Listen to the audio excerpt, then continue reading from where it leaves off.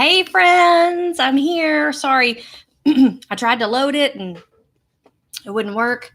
So I had to unplug my Wi-Fi, turn it back on. So I'm here. Hey Christina, hey Sammy, hey Caroline. How was Reed's tooth? Did he get everything taken care of at the dentist?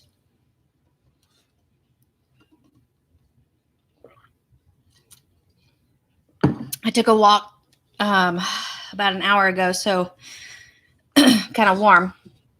Christina, how do I sound? I got my new microphone plugged up. So let me know how I sound.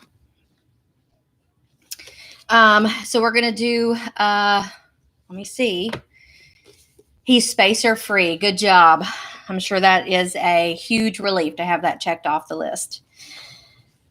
So I am sitting at my desk right now. I'm not sitting on the bed like I normally do. So that's the reason the view's a little bit different tonight, because I'm super sweaty and I don't want to sit on my bed right now. So I am going to read from my desk, and I'm parched. So I'm trying to drink and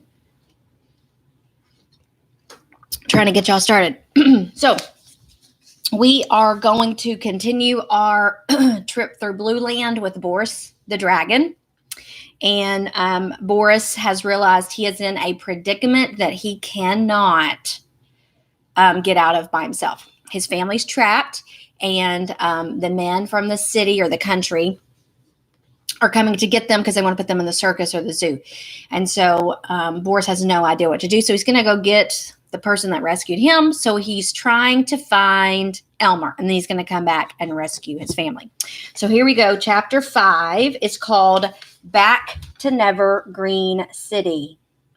And that's probably backwards for you. I don't know how to change how that looks. So Back to Nevergreen City. Let's see.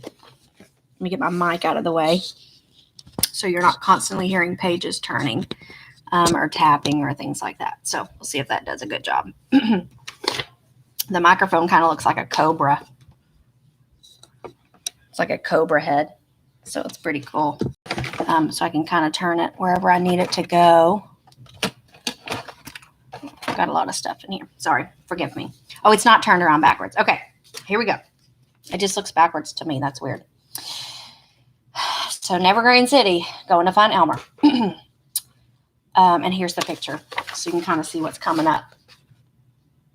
Can't tell what's happening there. I don't know if he's asleep or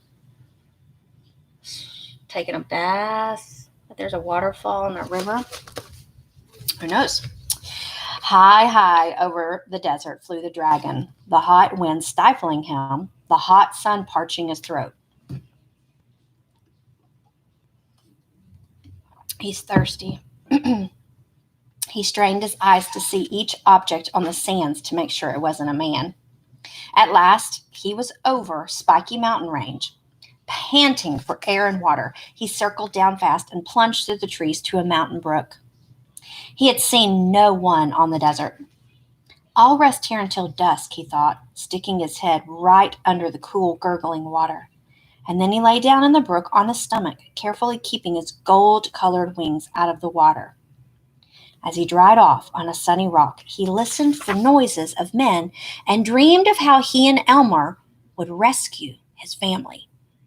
Once he heard children's voices, but a woman called them together, and they went off in the other direction. School picnic, he thought, as he shook out his wings for the long, hard trip ahead. He wanted to reach Nevergreen City by morning without stopping. Up through the trees and over Seaweed City flew the dragon. He saw lights popping on suddenly along streets and houses, but he didn't hear a little boy scream, "Mommy! Come, look at the dragon in the sky!" So he's hoping to not be seen. So he's hoping that no one would see this.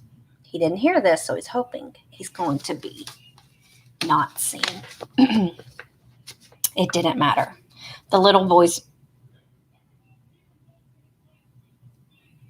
It didn't matter. The little boy's mother only said, "Chester, I told you to stay in bed." So Chester was the only one to see the dragon.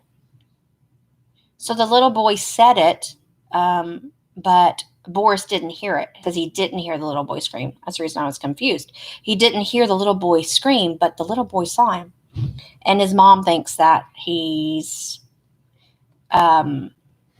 making it up, I guess, because he's supposed to be in the bed. So let me read that again. The little boy's mother only said, "Chester, I told you to stay in bed." So Chester was the only one to see the dragon, and nobody believed him until later when the dragon affair had become famous. Oh, so this is going to be a famous story. Um, oh, it looks like a charger. Yeah. As I remember, Elmer said he lived right across the street from a park, thought the dragon as he hurried on. Yes, it was Evergreen Park. But what if I can't find him? The wind beat back his tears as he raced over Seaweed Bay, over Mr. Wagon Wheel's farm and the zigzagging brook. Do you remember what color Mr. Wagon Wheel's farm was? He thought he could see the road as the moon slipped in and out among the clouds. He flew to the coast of Popsicornia and followed it southward. Suddenly, he felt flooded in light. What had happened? The moon? No.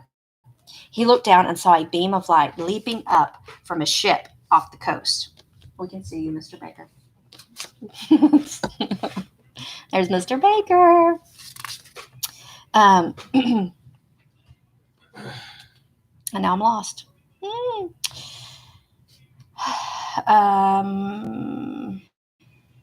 He violently zigzagged up and down to one side and then to the other, trying to get rid of the light. Yes, there's Mr. Baker. He's behind us. Men were shouting on the ship, and into the beam, out again, flooded in light. Out of the beam again he flew. Someone shining a light at him. He knew that the ship's searchlight had found him accidentally, but as it tried to follow his flight, he thought wildly, "How well can they see me? What do they think I am?" And then, as suddenly as the light had found him, it lost him. He sped on in the comforting darkness, his heart pounding hard with fright. As dawn began to break into the new sky, he saw Nevergreen City Harbor, the lighthouse, and in the center of the city, a large green shape. Evergreen Park, he thought with relief, and he quietly glided down among the trees. No one had been on the streets to see him. So here we have the men on the ship who are shining the spotlight, and there's Boris trying to get out of the light.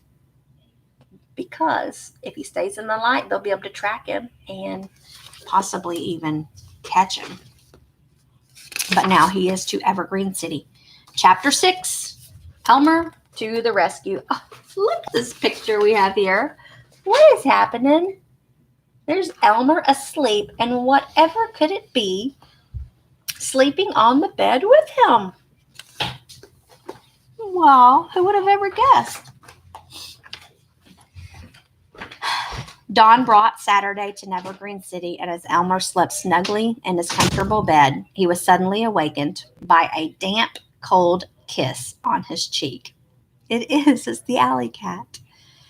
"Wake up! Wake up!" insisted a voice. He opened his eyes and muttered, "It's Saturday. No school today." "Elmer, wake up!" said the old alley cat, the same old alley cat that had told him all about the dragon and how to rescue him. "Elmer, we've got work to do. I just saw the dragon fly into the park. He must be in trouble. We'll have to hurry to find him a hiding place before the city wakes up." "The dragon? Why, he only just brought me home." Elmer jumped out of bed and into his clothes and tiptoed down the stairs with the cat following behind. Hudson, if you're here tonight, hope you're having a good evening. Or good morning, whenever you're watching this. Silently, they crept out the front door, down the porch steps, and into Evergreen Park. "You look this way, and I'll go down the other way," said the cat. So they're going through the park to find the dragon.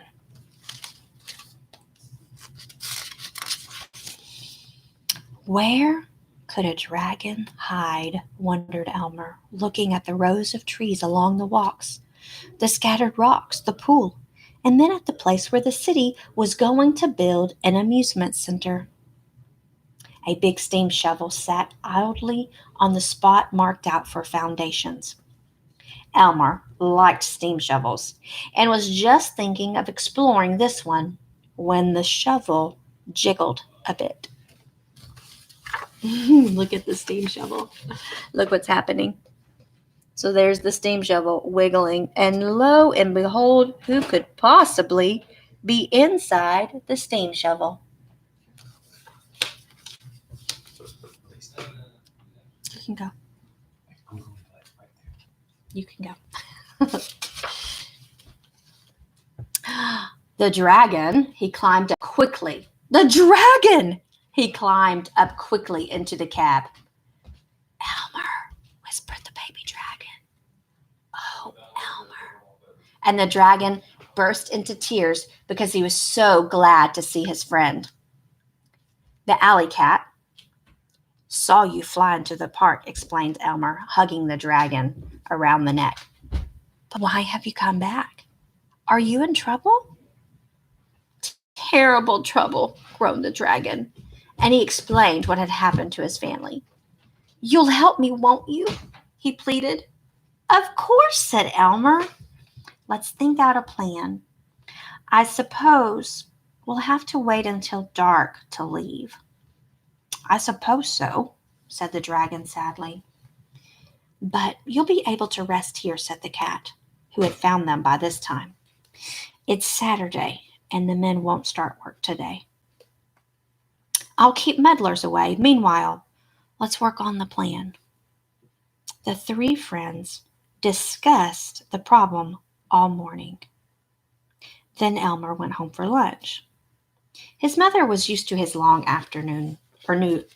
morning walks. But she'd be suspicious if he didn't turn back up for lunch.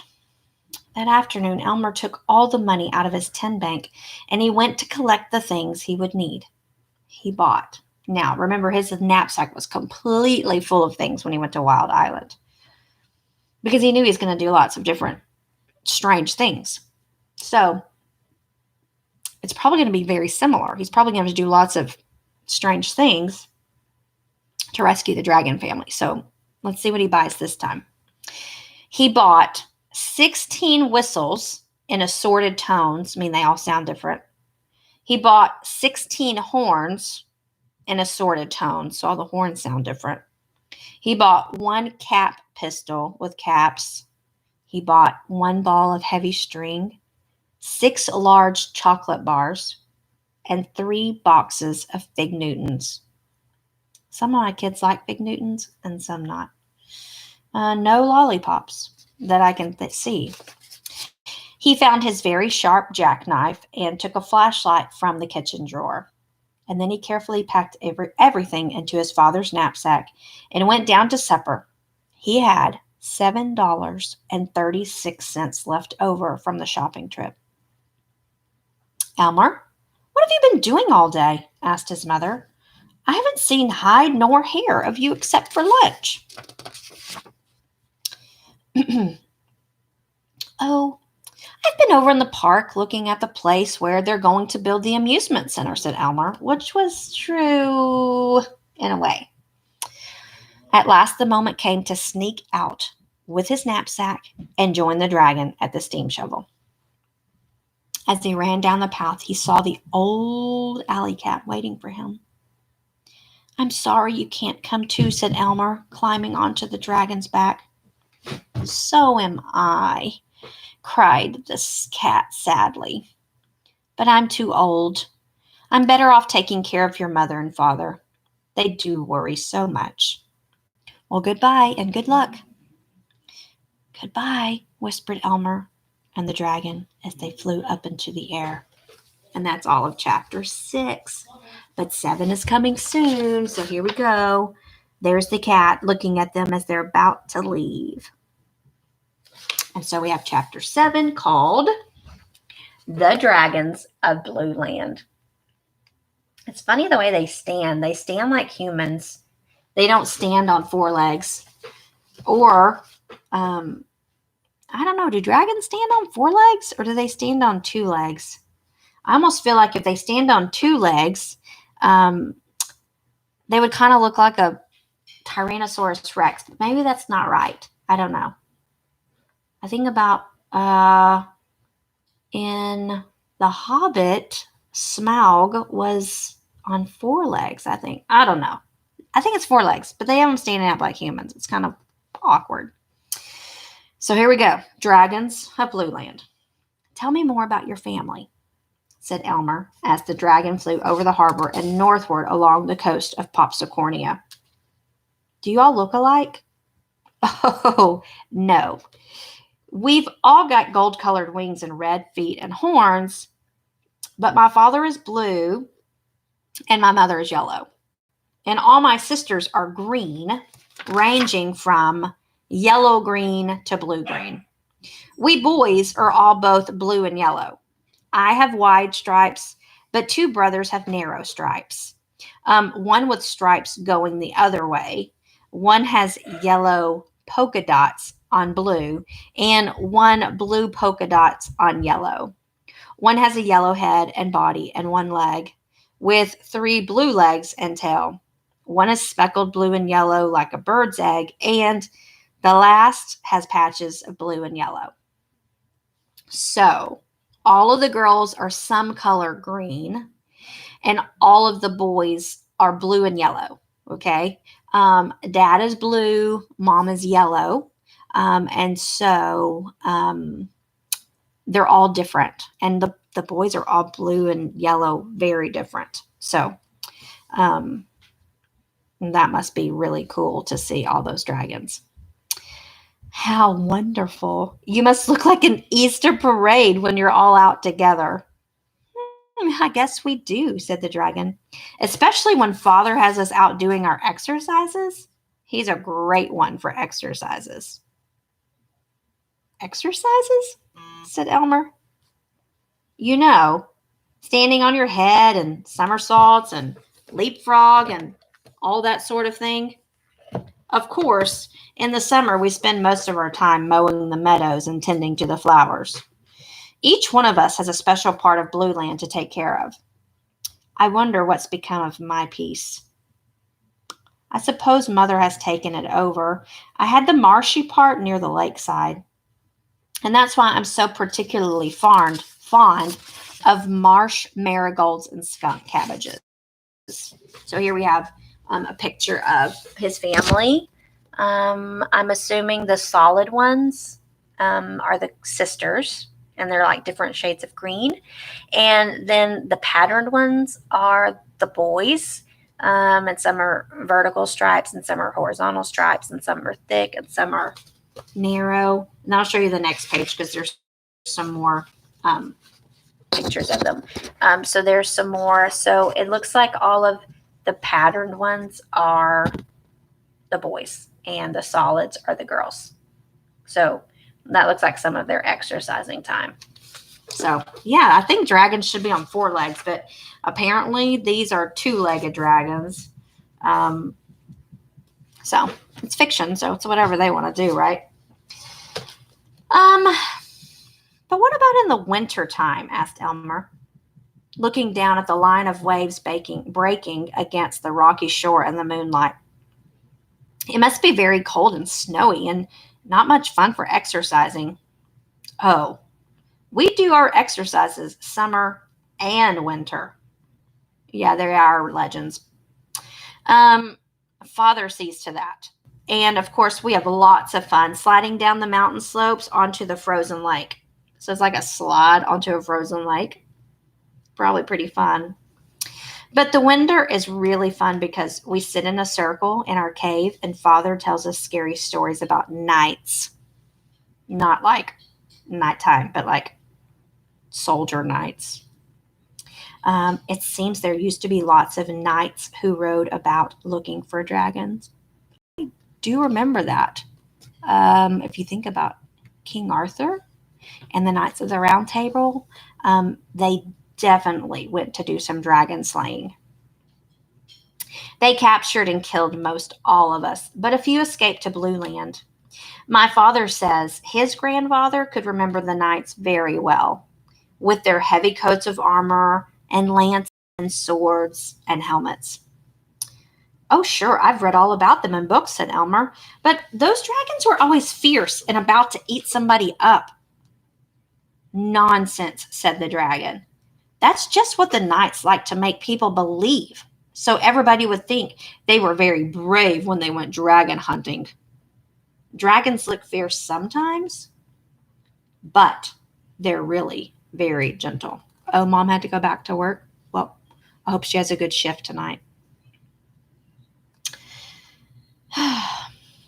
So they look fierce, but they're actually very gentle. And that's why they finally ran away to Blueland. They wanted to be left alone. So here we go. This looks like the whole family. We'll see if we can count them if I can hold it just right. So this looks like father and mother. Okay. Oh, I can't hold it just right. Let's see if I can get this. And so there's supposed to be 6 sisters. So this looks like 1, 2, 3, 4, 5, 6 sisters. And then the brothers are all have some kind of pattern. So it looks like this is 1, 2, 3, 4, 5, 6, 7. Okay, so that looks like their whole family sitting around like a circle. So maybe I can talk Mr. Baker into building a fire tonight, and I can sit around the camp circle. Fun stuff. Or maybe y'all could come over and sit around the campfire with me, and we can have a campfire. So all the dragons are in Blueland because they wanted to be left alone. And now more men have decided to bother us. Goodness knows what they'll do to us this time. If only we get back in time. We can't possibly make it before tomorrow evening. That will make it over 2 days since I left. Oh, we'll save your family all right, said Elmer. Hopefully. I can't wait to see them all. He snuggled up against the baby dragon's neck and dreamed of the rescue as they sped through the night toward the mountains of Blueland. And that's all of chapter 7.